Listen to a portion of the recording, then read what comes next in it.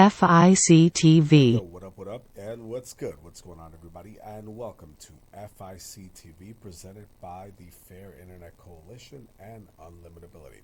My name is Ermelindo Figueroa, aka Figgy, and this is what it is. So, I want to start this broadcast off by saying that the reboot didn't go as originally scheduled. Now, this is a reboot. We're doing things a little bit differently.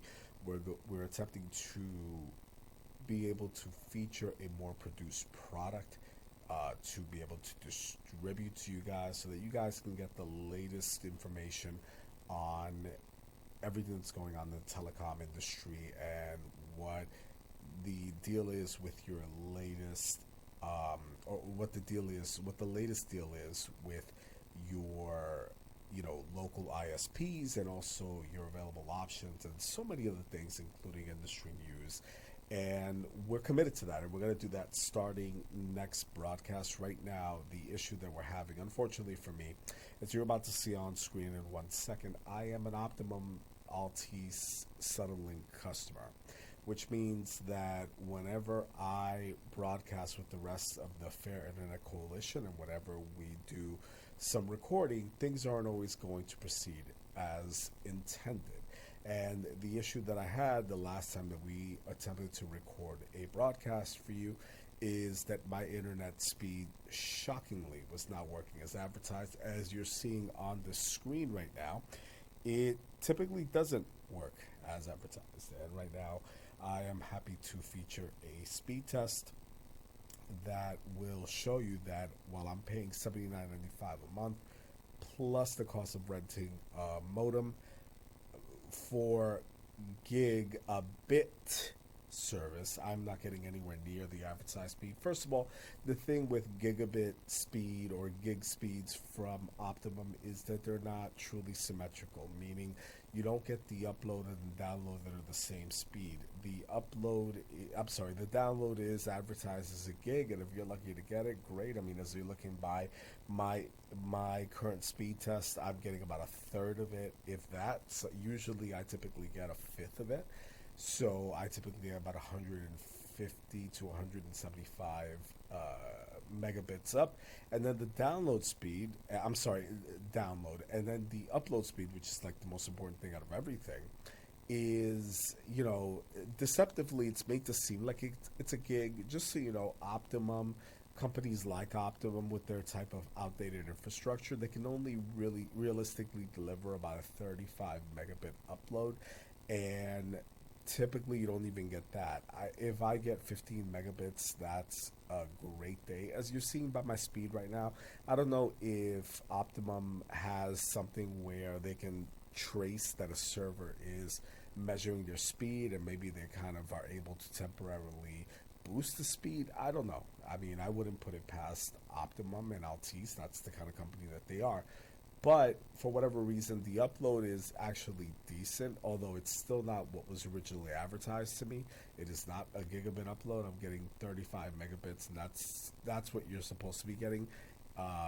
But it's not what they advertise, obviously. And then the download speed is obviously a third of what I should be getting, and that's high because I'm typically getting a fifth. So that's that. And that's the thing. That's the thing with companies like Optimum by Altice. These are companies that, Altice purchased an outdated monopoly from Cablevision and the Dolan family. And then they kind of are taking the horrible business model that the Dolans already had when Optimum was purchased by Altice, and they're just taking it to the next level. I never thought that Dolan run Rainbow Media, Dolan run Optimum Cablevision could be any more horrible, but as an Altice, Optimum Suddenlink customer, I'm suddenly, no pun intended, discovering that the service can actually get much worse, and for a lot more money, because they're charging me money that is insane. The thing, anybody who's in the industry, and I'm somebody who's been in the industry for most of my professional career, I've worked with Time Warner Cable, Spectrum, Verizon, RCN, AOL, Earthlink, and several other telecom giants, and I've worked with them. And one of the things that I've discovered is that they, no company hits the nail on the head. They all tend to, you know, falsely advertise their service, but I've never seen a company like Altice falsely advertise a service. But anyway, the point is, I've been in the industry for forever. Today it was my first job as an 18-year-old, and it's what I just recently left after 19 years of being involved in it.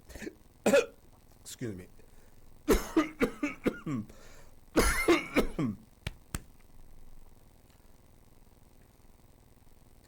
But, in saying that, I know that I can confidently speak as to the technical limitations of cable internet and deceptive companies like Altice and like Optimum. So, they just don't deliver what they advertise at all, far from it. But then when you try to call them and you try to get them to come and fix the service, it's an $80 truck trip. When you try to get them to lower your bill because you're not getting the advertised speed, it's like they're not trying to help you. Like, they'll straight up tell you, we can't do anything. These speeds aren't guaranteed. But the advertisement would indicate otherwise. So, I can't disconnect because I have no other option in my area. Like most customers in the Optimum service footprint, they have no other option. I have no other option. So I can't disconnect, and I can't get a tech to come out and fix the problem. And even if a tech came out, they can never fix the problem. I've had techs come out previously before they started charging for the truck trips, and they can never do it. And they won't lower your bill. They won't do anything. It's just tough luck because they have a monopoly, and they know that the FCC and no government agency is overseeing them. And that's the problem. And one of the things that we want to do with FIC TV is we want to put everything on blast. We want to take all the information that you guys may not be aware of, all the information that we're all aware of. We want to present it to you. We want to be able to educate you on how you can get in touch with your local legislators, how you can get in touch with other companies, with the company themselves. And we're going to do all that in upcoming episodes. But right now, what I wanted to do, and as you can tell, the download for the episode just finished, and that's the problem, and those are the problems that I've been dealing with all day, just trying to get everything produced with Optimum Internet.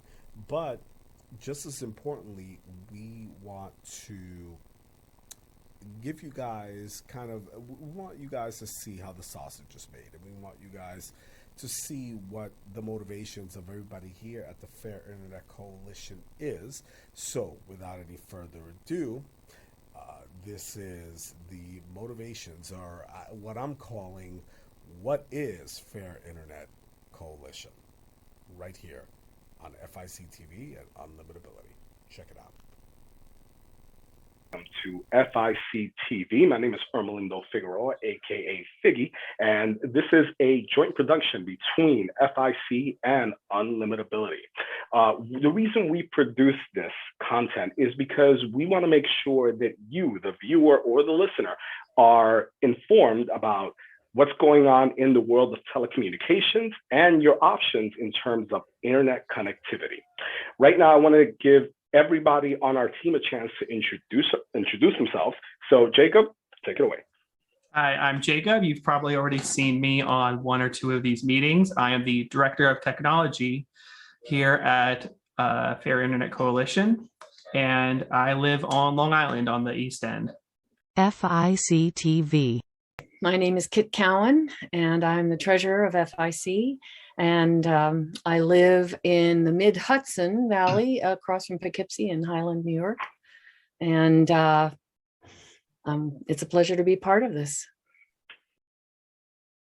My name is Frank Cantor. I actually do live on the east end of Long Island, not too far from Riverhead, just so you can have a point of or an understanding of where we're all coming to you from. In this case, the vast majority, if not all of us that are here today, are in the New York region.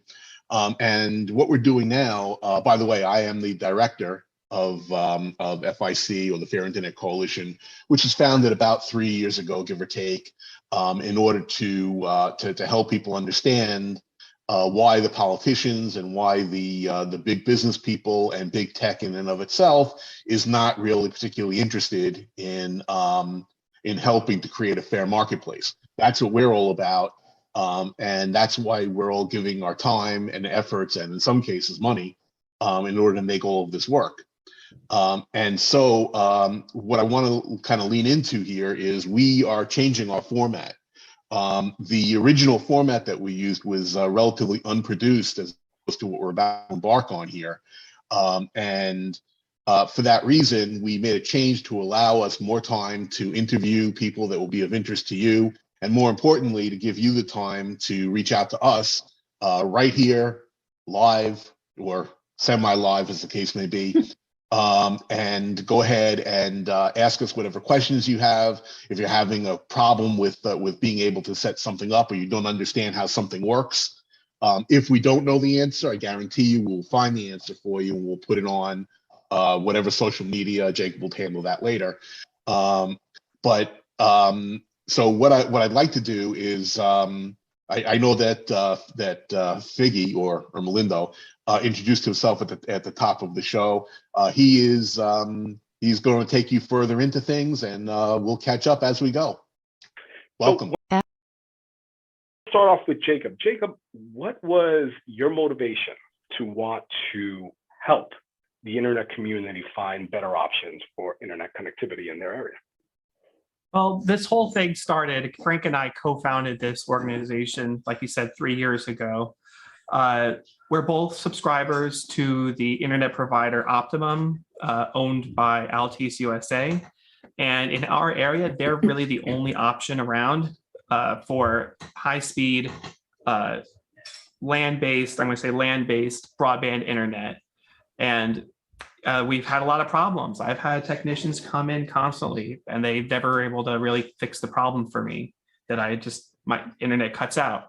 So I've found Frank on Nextdoor. We had a small group there, and we decided we wanted to get this a little more serious and start having, in-person and remote events to educate people about, challenges that we want to make towards regulators and legislators to take action against these monopolies that exist, and to educate people in other areas that may have another provider that they don't know about. We want them to know about these providers so they don't feel like they're stuck with a monopoly. And Jacob, let me ask you a question. When you reported these problems to your service provider, Altice and Optimum, what was the reaction? Did you feel that they really tried to put an effort into helping you, or did you feel that it was just, yeah, blah, blah, whatever? It was a mixed bag with, I'll say, with the technicians that came in. The people on the phone, it's hit or miss. There's the thing that's the most frustrating is there doesn't seem to be any kind of history of work that's done. They have all these visits, but there's no customer log of, look back and see all the times that this house had a technician visit.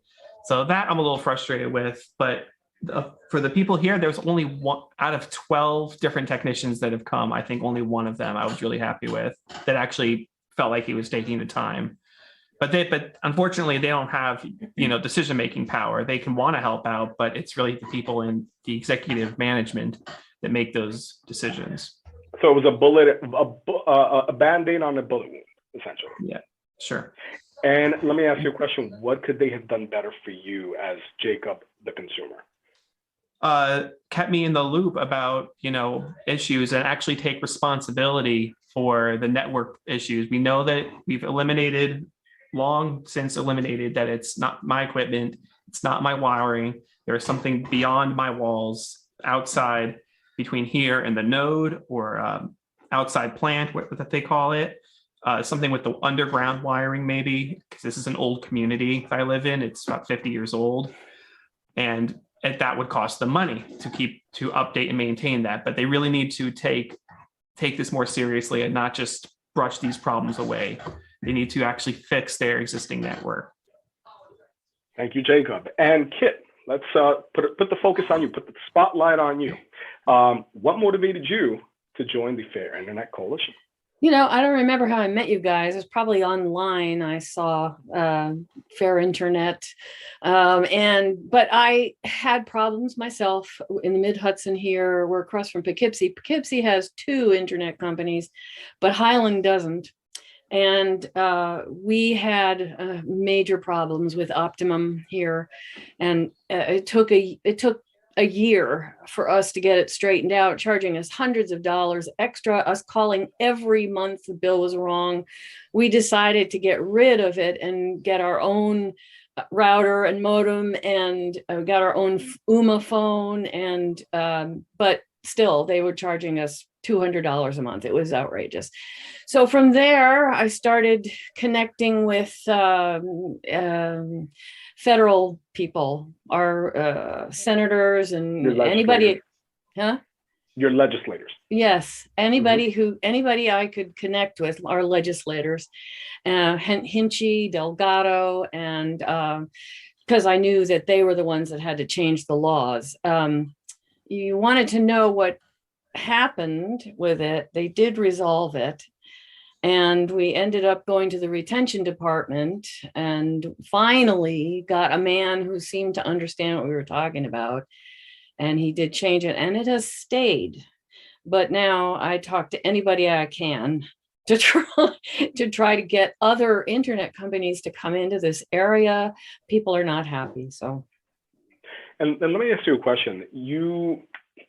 What could the company have done? What could Optimum have done? First of all, how long did it take for them to resolve your issue? What was the time turnaround? Like I said, it was a year. A year. We were told by Optimum to bring our equipment back, and we were told to bring it in on the 14th because the billing starts on the 15th. We did, and they didn't register it. So after that, they still charged us for it, even though we had brought it back. And calling every month because the bill was wrong. I once did a spreadsheet on it, and they were charging us hundreds of dollars more than they should have. I wasn't going to pay it. And let me ask you a question. Obviously, there's a sensitivity issue, as you identified. A lot of the reps either couldn't help, maybe they were willing to, but they couldn't help. They weren't willing to help. And you got that one ace in the hole that was willing to help you. Yeah. What could Optimum have done better to help you, the consumer?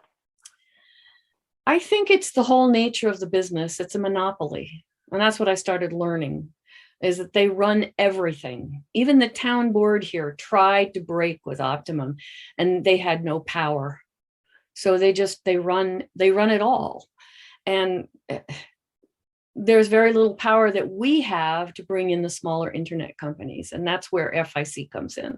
We're trying to network with others and trying to give out the information so that these monopolies stop dominating everything. Does that answer your question? It does. Excellent. Thank you so much. Frank, let's talk about you. You are the spiritual leader of this coalition, and I'm curious. First of all, your motivation for co-founding this and starting this endeavor. Sure. Well, this whole thing started, and I'm going to mention Optimum, but this is not totally limited to Optimum in any way. And by the way, just to correct something that Jacob said a moment ago, when we started, I was in fact on Optimum. My entire family was. Since then, we've migrated to T-Mobile fixed wireless. So we are now running on wireless. That's how I'm coming to you right now. Is over wireless. We are not on a fixed wireless connection. So if you guys are seeing and hearing me, that's why. Not that I'm not happy with the way things are going, but to answer your question more specifically, my wife and I moved into the area where we are now in 2019, and from the day that we moved in here, we had nothing but problems with being able to get service that didn't pixelate, without being able to get service that was cutting out 6 or 7 times in an hour, and more importantly, being able to get service that didn't create a major problem for us in terms of bandwidth. And things got worse when COVID hit. When COVID hit, suddenly both my wife and I were working out of the house. And I know you guys can't see it at the moment, but just so you understand, we were running like at least 4 computers at any given time. And even now, as I'm sitting here, I've got half a dozen screens in front of me. And it just became impossible to juggle this. So I made any number of phone calls to customer service at Optimum / Altice / whatever they want to call themselves right now. And as I was doing that, I began to get frustrated with the way that things were going. Now, before we moved out here, we had Verizon Fios, and that was in the extreme western Nassau County. And so a lot of the things that were happening to us when we moved out here were things that we didn't expect, even though we were told as we came out here that there was indeed fiber out in this area, which turned out to be a big lie for reasons that I'll explain a little bit later.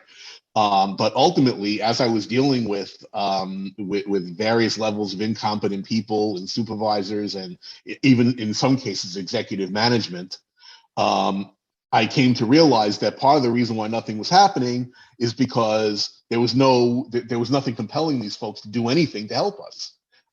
And it's not like you could call a payment strike. It's not like because they'll just cut you off.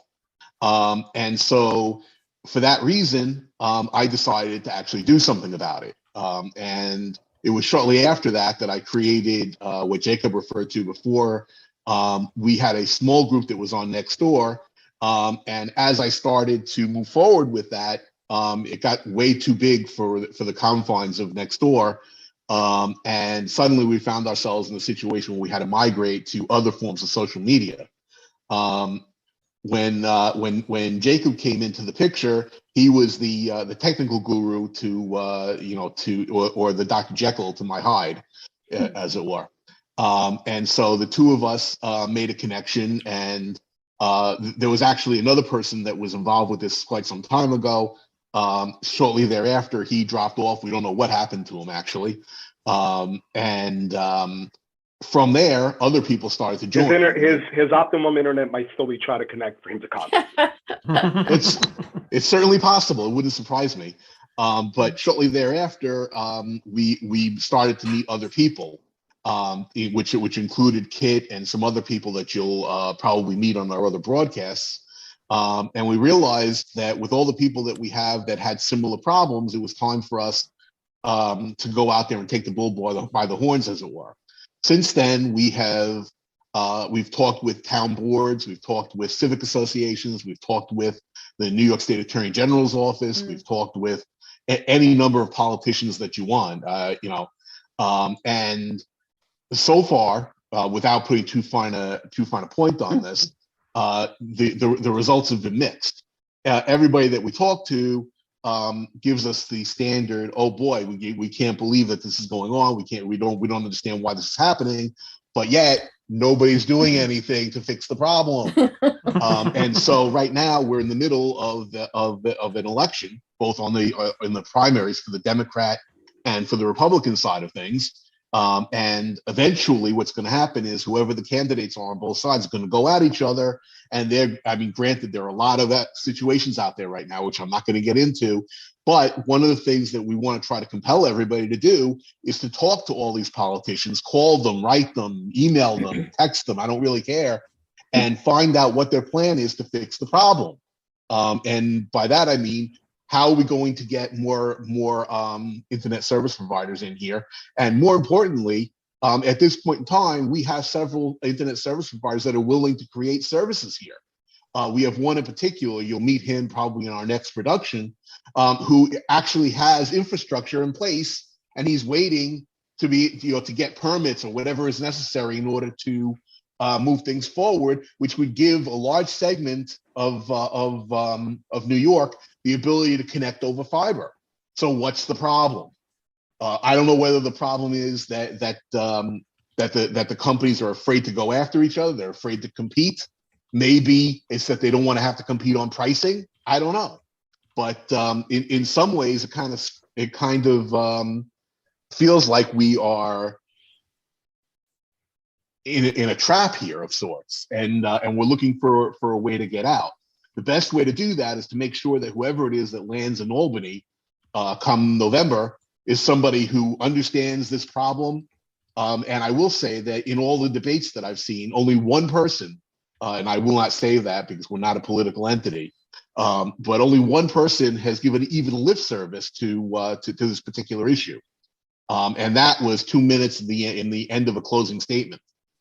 And so with that, I'll throw things back to Figgy. Frank, let me ask you a question. Actually, I'm going to throw Yeah. it right back to you. You're somebody who you have business, obviously, and you are somebody who not only relies on this company for your personal connectivity, your Netflix, your Hulu, what have you, but you also depend on this company for your business. Has the unstable internet or the unstable connectivity of this company, first of all, what services have you had? Have you had their cable TV? And you referred to pixelation before, so I'm sure you have. Their cable TV, their VoIP phone service, and their internet. That's question number one. And then question number two that I'm going to ask you is, has it ever cost you business? Okay, loaded question, but I'm going to answer it anyway. Over the course of time, dating back to 2017, I had mostly Optimum services. Back in 2017, my office, which at the time was located in Melville, New York, which is in Middle Long Island for those people that are not familiar with the area, along with my home and pretty much everything else that we did, were all part of Optimum. They had a certain separation of services because the left hand didn't know what the right hand was doing. The people that came out to help me with my home couldn't handle my business, and the people that handled my business couldn't handle my home. That was problem number one. The other thing is that I never knew where I was going to have service at any given point in time.